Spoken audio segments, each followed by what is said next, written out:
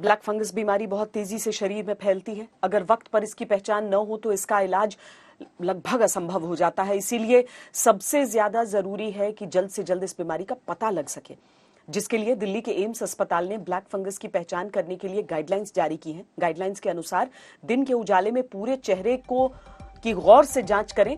देखें कि नाक, गाल, आंखों के आसपास की त्वचा काली और सख्त तो नहीं हो रही। नाक, गाल, आंखों के आसपास त्वचा को छूने पर दर्द तो नहीं हो रहा। टॉर्च की रोशनी से मुंह या नाक के अंदर कालापन और सूजन को चेक करें।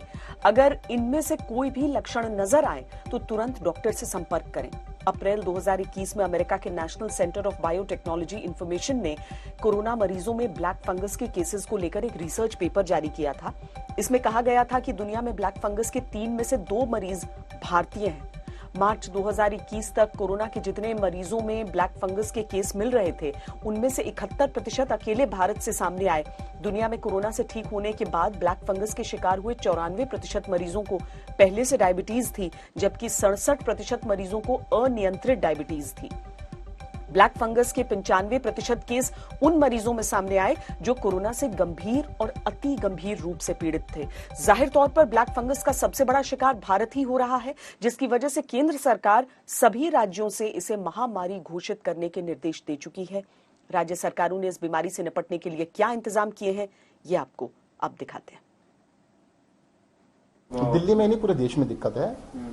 इसकी जो दवाई है, उस दवाई के लिए केंद्र सरकार ने उसको कंट्रोल किया है। केंद्र सरकार सबको कोटे के हिसाब से दे रही है। दिल्ली को अभी उन्होंने 2000 के लिए कहा है देने के लिए। जैसी चीज मिलेगी हम अस्पतालों को दे रहे हैं, हॉस्पिटल्स को दे रहे हैं। ये प्राइवेट में, घरों में इसका इलाज नहीं हो सकता है, तो एडमिटेड पेशेंट का ये इलाज होगा, उनको हम दे रहे हैं। तो एक इंजेक्शन जिसका ये बार बार जिक्र होता है, जिसके लिए इन लोग ने कहा भी है कि इसको कंट्रोल करने के लिए वो इंजेक्शन, क्योंकि अभी पूरे भारतवर्ष में भी कंपनियों द्वारा बहुत कम सप्लाई दे रही है, इसलिए उसका पूरा वितरण, उस कंपनी के उत्पादन का, उस इंजेक्शन का वितरण ये केंद्र सरकार ने स्वयं अपने हाथ में ले लिया है और सभी राज्यों को संख्या के आधार पर वो वितरण करना शुरू कर दिया। हमको भी थोड़ा थोड़ा करके मिलता है, तो हम लोग अपने मेडिकल कॉलेजेस में जहाँ ज़्यादा इसकी बीमारियाँ की आ रही है वहाँ हम लोग भेज रहे हैं। हमारे सारे मेडिकल कॉलेजेस में ये स्पेशलिस्ट अवेलेबल हैं हमारे पास, इसलिए वहाँ पर उनकी अच्छी देखभाल हो सकती है। दवाई भी हम अरेंज करने की कोशिश कर रहे हैं, उसमें थोड़ी कठिनाई है।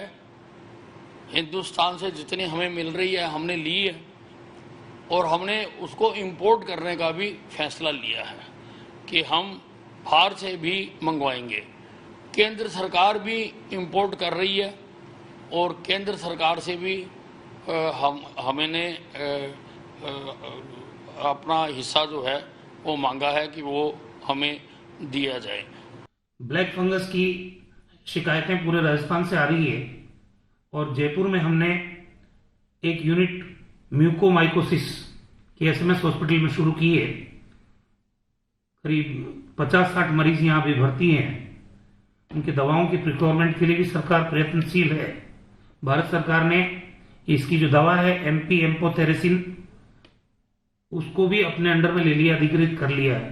तो हम अपने राज्य के जो ब्लैक फंगस के केसेस हैं उसके मुताबिक हमने अपना डिमांड उनको भेजा है, तो संभवतः वो हमको दवा उपलब्ध कराएंगे और ये दवा भी सारे चिकित्सालय जहां पर ये इलाज चल रहा है इनका, उनको उपलब्ध करा दी जाएगी।